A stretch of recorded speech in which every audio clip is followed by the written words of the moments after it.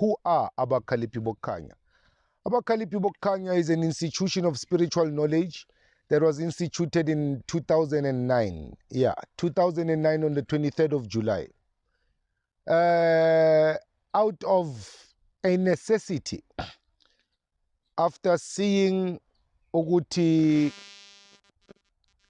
yes, spirituality is a thing that is spoken around by a lot of people. Yes, spirituality is being practiced, but people need a home where they can actually express themselves and become free and find themselves within the spiritual paths.